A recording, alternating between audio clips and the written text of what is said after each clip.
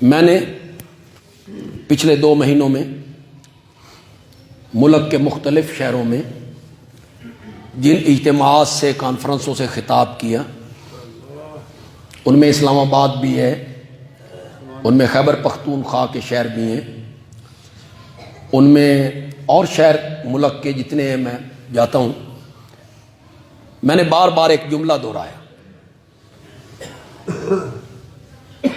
بار بار ایک جملے کو میں نے دہرایا ہے ہر تقریر میں۔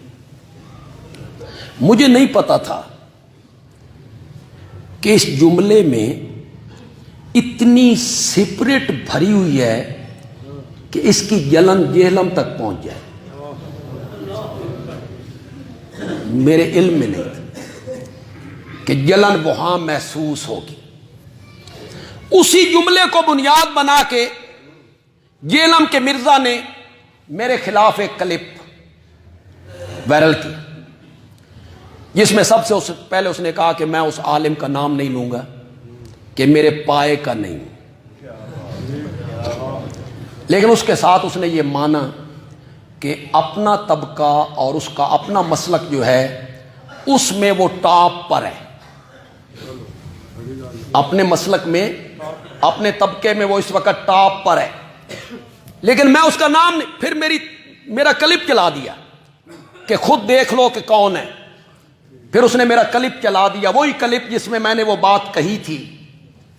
میں نے کہا کہ تجھے جیلم دی کھڈ تو باہر نکلن دی تجھے توفیق نہیں ملی، اور میں ملک کے کونے کونے میں پھر کے رب کا قرآن سنا رہا ہوں۔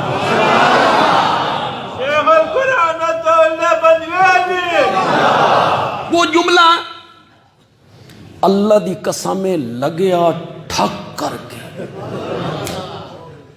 بڑی تکلیف ہوئی ہے اس جملے کی۔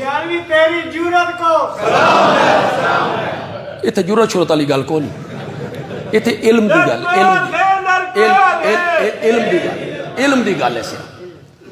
وہ میرا جملہ، میں اس جو کلپ ہے اس کا جواب انشاءاللہ کل اس کا میں جواب دوں گا، ایک قسط میں بھی نہیں دوں گا، 2-3 قسطوں میں دوں گا۔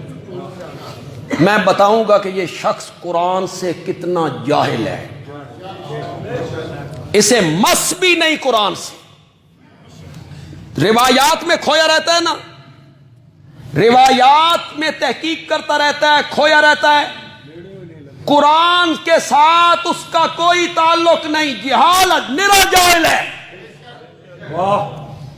شاید میں اس کلم میں کہوں، لیکن آج اس مجمع عام میں کہوں گا کہ میں شعبان اور رمضان 2 مہینوں میں یہاں سرگودا میں قرآن کی تفسیر پڑھاتا ہوں، تو بھی شامل ہو جا،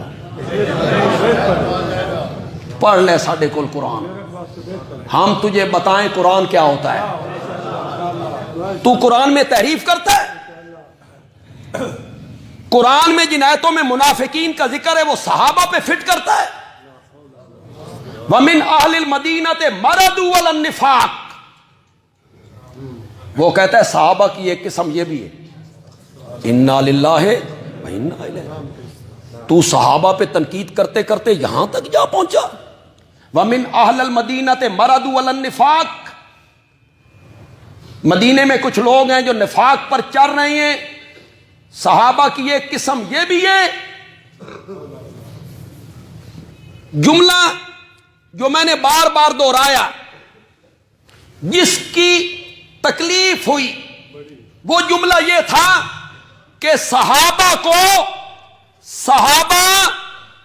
تاریخی اور کتابی شخصیات نہیں ہیں، صحابہ قرآنی شخصیات ہیں، یہ جملہ تھا۔ اس جملے کی تکلیف ہوئی، کہتا ہے اگر قرآنی شخصیات ہیں تو پھر ان صحابہ کا بھی ذکر کر، وَمِنْ أَهْلِ الْمَدِينَةِ مَرَضُوا عَلَى النِّفَاقِ۔ 14 صدیوں میں کسی مفسر نے اس آیت سے صحابہ مراد لیے؟ ہے تجھ میں جرت؟ کسی ایک مفسر کا حوالہ پیش کر جس نے وَمِنْ أَهْلِ الْمَدِينَةِ مَرَضُوا عَلَى النِّفَاقِ سے صحابہ کا گروہ مراد لی. کہتا ہے ان کو بھی صحابہ کہا گیا ہے, ان کو بھی صحابہ. کیسے؟ حضرت عمر نے اجازت طلب کی کہ یا رسول اللہ مجھے اجازت دے دو, بے ادب ہے, میں اس کو قتل کروں. آپ نے فرمایا عمر ایسا نہ کر, لوگ کہیں گے محمد اپنے ساتھیوں کو قتل کرتا ہے, لوگ کہیں گے محمد اپنے ساتھیوں کو قتل کرتا ہے. تو یہ بھی تو ساتھی تھے. میں نے کہا واہ, میرے آقا کا ارشاد تو پڑھ. میرے آقا کیا کہہ رہے ہیں؟ میں کہتا ہوں کہ میرے ساتھی ہیں. میرے آقا نے کیا کہا؟ لوگ کہیں گے. لوگوں کا کہنا اور میرے نبی کا کہنا تو نے برابر کر دیا ہے. صحابہ کتابی شخصیات نہیں ہیں. ہم نے صحابہ کو فلاں عالم نے یوں کہا, فلاں عالم نے یوں کہا, فلاں مفسر نے یوں کہا, فلاں مورخ نے یوں کہا, فلاں محدث نے یوں کہا, فلاں فقیہ نے یوں کہا, فلاں پیر نے یوں کہا, فلاں ولی نے یوں کہا. ہم نے صحابہ کو اقوال رجال میں نہیں دیکھنا, نہیں دیکھنا, ہم نے قرآن کے فرمان میں دیکھنا ہے. ہم نے یہ نہیں دیکھنا کہ فلاں مورخ کیا کہتا ہے, ہم نے یہ دیکھنا ہے کہ میرا رب قرآن میں میرے صحابہ, میرے نبی کے صحابہ کے بارے میں کیا کہتا ہے. کہتا ہے کہ وہ مولوی کہتا ہے صحابہ قرآنی شخصیات ہیں, قرآنی شخصیات ہیں. تو جن صحابہ کا تو دفاع کرتا ہے انہوں کا نام قرآن ہے, ان کا تو نام قرآن میں نہیں ہے.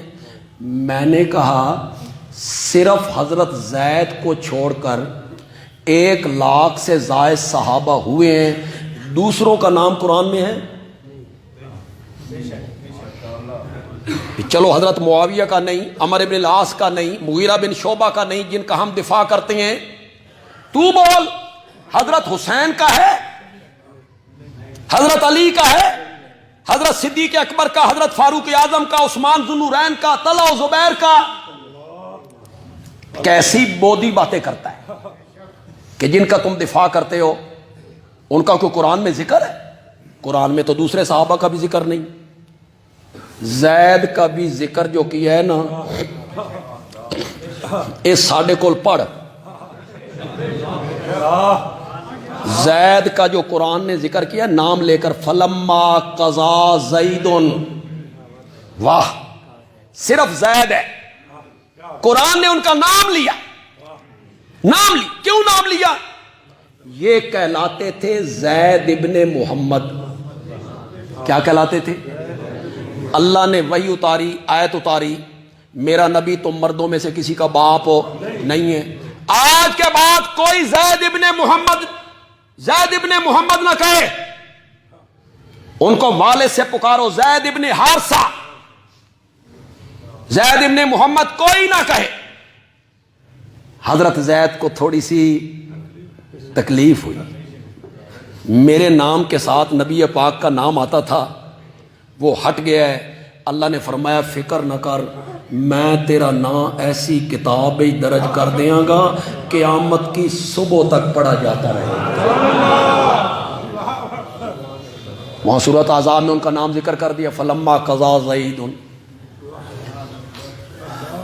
صحابہ کا نام قرآن میں نہیں ہے, نہیں ہے, لیکن صحابہ کو 2 گروہوں میں تقسیم کیا قرآن نے. سورت حدید کی آیت نمبر 10 میں صحابہ کے 2 گروہ بنائے. 2 گروہ, فتح مکہ سے پہلے ایمان لانے والے, فتح مکہ کے بعد ایمان لانے والے, فتح مکہ سے پہلے جہاد کرنے والے, فتح مکہ کے بعد جہاد کرنے والے. 2 حصوں میں تقسیم کیا ہے. تو نے اپنے کلم میں کہا صحابہ کی 3 کیٹیگریاں ہیں. قرآن صحابہ کی 2 کیٹیگریوں کا ذکر کرتا ہے, فتح مکہ سے پہلے ایمان لانے والے, فتح مکہ کے بعد ایمان لانے والے. پھر رب علام الغیوب ہے، بے شک اس کو پتا تھا کچھ لوگ آئیں گے، وہ کہیں گے جو فتح مکہ کے دن ایمان لائے، فتح مکہ کے بعد ایمان لائے، اے ایمان مجبوری دے، بس کوئی نہیں سی، کہاں جاتے، کیا کرتے، میرا نبی فاتح بن کے آ گیا تھا، یہ ایمان مجبوری اللہ کو پتا تھا، اس لیے اللہ نے صحابہ کے دو گروہوں کا ذکر کیا اور اس کے بعد کہا مقام فتح مکہ سے پہلے ایمان لانے والوں کا زیادہ ہے، وہ افضل ہیں، اعلی ہیں، برتر ہیں، لیکن کلن کلن، کہو زور سے کہو، اللہ تمہیں قیامت کے دن صحابہ کے ہاتھوں جام کوثر پلائے، نبی پاک بھر بھر کے دے، صحابہ تقسیم کرنے والے ہوں، اللہ کرے ہم پینے والے ہوں، تو صحابہ سے ذرا کر کلن کلن وعد اللہ الحسنی،